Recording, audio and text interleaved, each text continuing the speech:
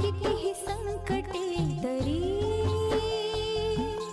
जोपासले तू सत्व सर्वस्व पुनही ना हरवले कधी तुझे अस्तित्व निखाऱ्यांच्या वाटेवर निघाली कर्तव्य दक्ष ही माऊली आदि माया तू दिव्य शक्ती तू तूच ग सुकन्याशी ही गुणाची धर्मकन्या गुणाची अशी ही धर्मकन्या। पाणी घे पाणी घे हळू, हळू, हळू.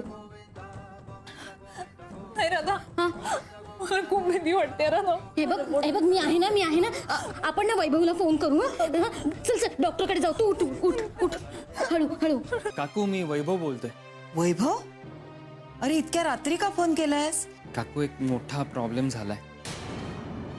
आरतीला हॉस्पिटलाइज केलंय. काय? काय झालं? पेशंटच्या जीवाला धोका नाहीये, पण त्यांचं मिसकॅरेज झाल्यामुळे त्यांची काळजी घ्यावी लागेल. हे बघा, तुम्हाला तिच्याशी जे काही भांडायचंय ना, ती बरी होऊन घरी आली की भांडा ना, पण आता चला प्लीज. मी कुठेही येणार नाही. बरं मला सांग, फोन कसा केलास? कसा केला म्हणजे? हे बघ, गौरीची काळजी करू नकोस. तिला वाईट वाटतंय तिच्या वागण्याचं, पण आम्ही सांभाळून घेतोय तिला. काका हा काका ते काय रे बाबा, तुझा आवाज असा का वाटतोय मला? काही झालंय का? काका आरतीला हॉस्पिटलमध्ये आणलंय. काय? हो काका. अरे बाबा, काय झालंय तिला? काल रात्री तिच्या पोटात अचानक दुखायला लागलं, त्यामुळे तिला हॉस्पिटलाइज करायला लागलं. आणि आणि काय? काका काका आरतीचं मिसकॅरेज झालंय.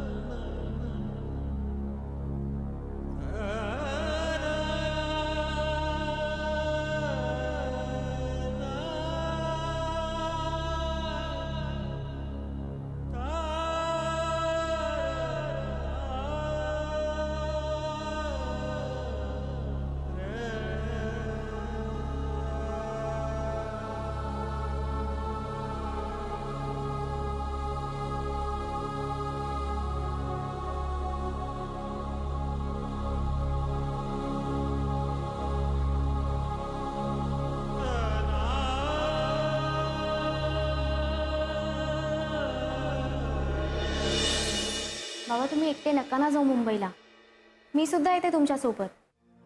मला पण आरतीला भेटायचंय. आई नको. तुझ्या मावशीनं एकटीनं किती करायचं तुझ्या आईचं? तुला शोधायला आम्ही मुंबईला गेलो तेव्हा सगळा भार हिच्या एकटीवरच पडला होता. तुझ्या आईनं तुझ्या नावाचा घोष लावला ना, तेव्हा हिने कसं सांभाळून घेतलं ते माझं मलाच माहित. तू इथंच थांब. ठीक.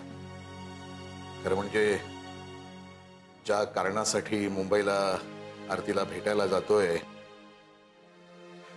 खरं सांगू, माझे ना पाय जडावलेत.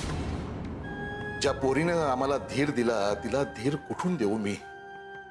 तेवढं बळ नाहीये माझ्यात. पण जायलाच हवं. फार हताश झाली असेल पोरगी. मी गेलो तर तेवढाच बुडत्याला गाडीचा आधार.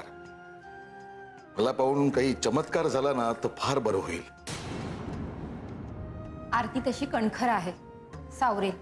हो, जी आरती अशी तशी नाहीये, वज्रासारखी अशी कणखर आहे. पण धग अति झाली की तेही वितळतच याची काळजी वाटते मला. अरे मी बोलत काय उभा आहे, बरीच काम आहेत मला. आलोच.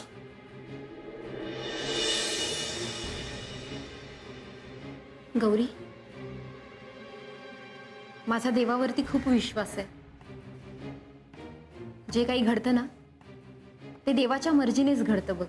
असं मी मानते, पण आपल्या बाबतीत जे काही घडतंय ना त्यात देवाची मर्जी नाहीये. अगं पण मावशी, सर्वांचंच नाही पण कुणाचं तरी भलं व्हावं. कुणाचंच कसं भलं होत नाही. अगं पण मी खरंच सांगते,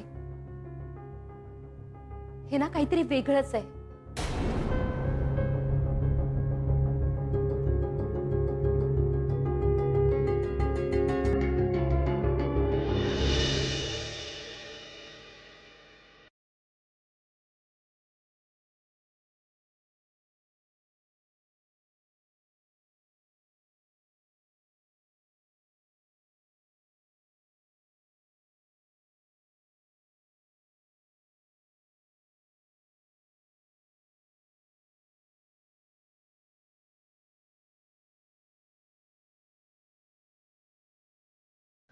आरती, ए बाळा,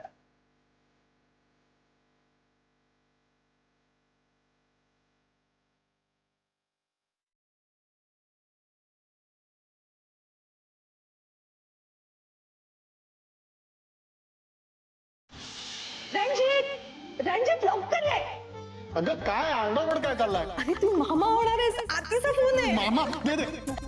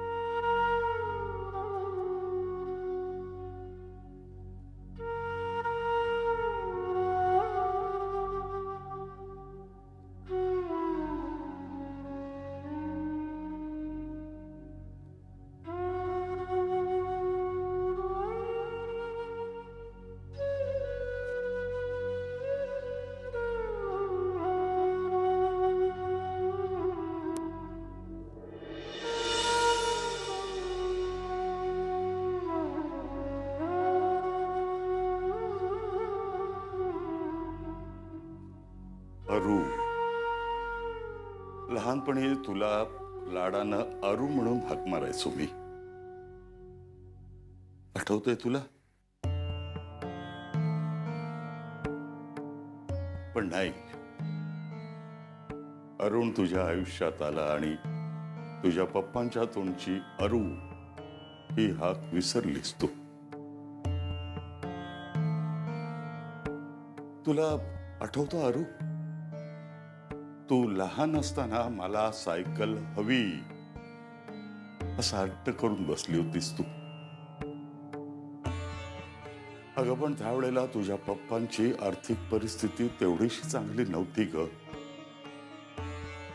आणि मग एक आठवडाभर जास्त मेहनत करून पैसा मिळवला आणि तुझ्यासाठी सायकल घेतली. आणि मग बस मी ठरवलं श्रीमंत व्हायचं. बाय हुक और क्रुक, खूप खूप श्रीमंत व्हायचं. अरू, तू पुढे जसजशी मोठी होत गेलीस तसतशी तू नैतिकतेचा विचार करायला लागलीस. आणि मी नैतिक आणि अनैतिक यामधली सीमारेषा पुसून टाकली होती मी, खूप श्रीमंत होण्यासाठी.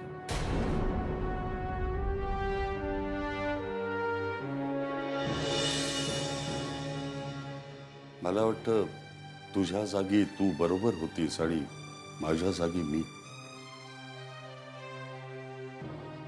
आपल्या दोघातलं अंतर वाढत होतं. पुढे त्याची एक खोल दरी झाली आणि तू आपल्या वडील आणि मुलीच्या नात्याला एखादं चिंदुकलं फेकावं तसं त्या खोल दरीत फेकून दिलंस. असं का केलंस बेटा तू? काय मिळवलंस? अरुण सोबत तू निघून गेलीस आणि काय मिळवलंस? तुझा अरुण तर उरला नाही आणि बाप जिवंत असून मेला. लग्नासारख्या इतक्या महत्वाचा निर्णय जर का माझ्या सहमतीने घेतला असतास ना तर बेटा तुला हवं तेव्हा तू माहेरी येऊ शकली असतीस. आणि तू दुःखात आहेस म्हटल्यावर तळमळीनं मीही धावून आलो असतो ग. पण नाही, आता माझी इच्छा असूनही मी नाही येऊ शकत तुझ्याकडे. हे सगळं तुझ्यामुळे झालं बेटा, तुझ्यामुळे. पण नाही, हा विश्वनाथ मोडक आता तुझ्यासाठी रडणार नाही आणि जगासमोर तर नाहीच नाही.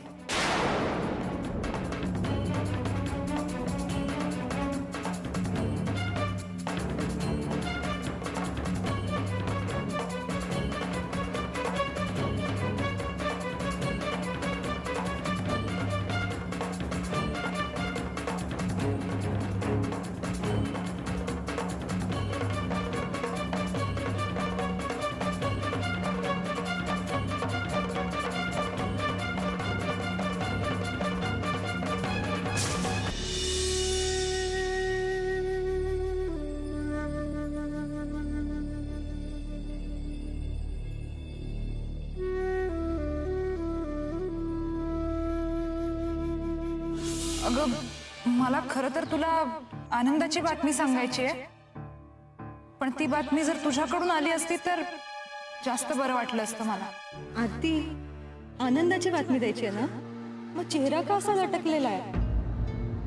अगं माझ्याकडे गुड न्यूज आहे. Good news. वहिनी. हो, पण वहिनी मला इतक्यात आई व्हायचं नव्हतं. म्हणजे आत्ता कुठे लग्न झालंय आमचं आत्ता कुठे संसार मार्गी लागतोय आमचा, आणि लगेच हा तिसरा पाहुणा आमच्या घराच्या उंबरठ्यावर येऊन उभा आहे. आम्हाला कळतच नाही की स्वागत करायचं याचं की नाही. आरती, अगं मी देवाला किती प्रार्थना करते मला मूल होऊ दे, आणि देव तुला देतोय तर तू नाही म्हणतेस. आरती, मी किती उपास तापास केले, किती मेडिकल ट्रीटमेंट घेतले. हे बघ वहिनी, मला तुझ्या भावना समजतायत, पण अगं मला कधीच गृहिणी बनून राहायचं नव्हतं. माझ्या करिअरचा ग्राफ माझ्या डोळ्यासमोर आहे. प्रमोशन्स खुणावतायत मला, आणि आरती, आई होणं म्हणजे लग्नानंतरच एक प्रकारे मिळणारं प्रमोशनच आहे ग. तुझ्या स्वतःचं असं गोड क्रिएशन, ज्याला मन आहे, भावना आहेत. एक मिनिट, तू असं गृहीत धरून चाललीयस की मी या बाळाला जन्म देणार आहे? नाही वहिनी, मला हे जमणार नाही. आरती, तुला जमणार नसेल ना तर त्याचा सगळा सांभाळ मी करेन.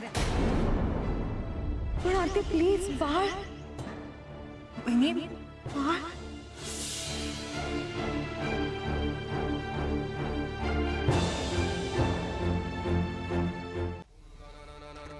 चल निघूया.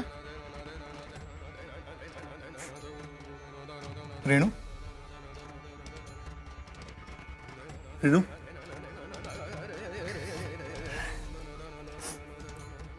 निघूयात. नाही नाही, 2 मिनिटं बस, शांत हो. हे बघ, आरतीचं ॲबॉर्शन झालं याचं सगळ्यांनाच वाईट वाटलं, पण हॉस्पिटलमध्ये गेल्यावर ते आपल्या चेहऱ्यावर दिसता कामा नाही. अदरवाईज आरती कोलॅप्स होईल. समजते मला. अरुण गेला आणि मग उर्वरित आयुष्य होणाऱ्या बाळाकडे पाहून आनंदाने जगण्याचा निर्धार केला ते. तर हे असं घडलं. मला समजू शकते आरतीची मनस्थिती काय असेल ते, कारण रेणू, आपण किती प्रयत्न केले पण आपल्याला मूल होऊ शकत नाहीये.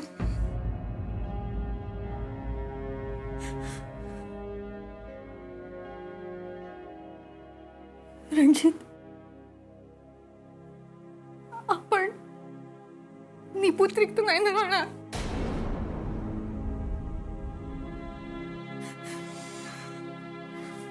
माहित नाही. हे सगळं डॅडींच्या कर्मामुळे. त्यांनी केलेल्या कर्माची फळं, त्यांना मिळालेले शिव्या-शाप आपल्याला भोवत आहेत. पण आपल्याकडे काहीतरी होप्स तरी येत रे. आरती तर तिचं काहीच होऊ शकत नाही.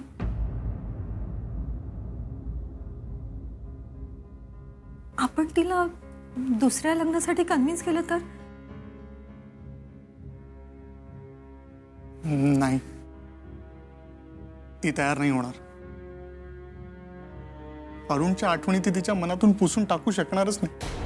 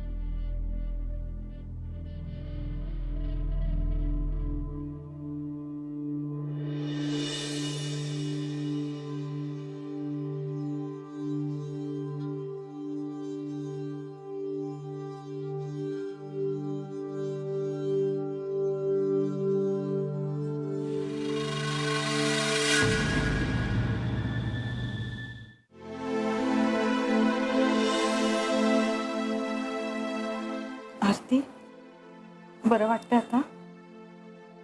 हो. पोटात दुखतंय का ग अजून? थोडस.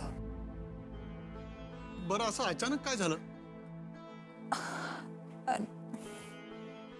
ठीक आहे आरती, अगं बाळ गेलं पण तुझा जीव तर वाचलाय.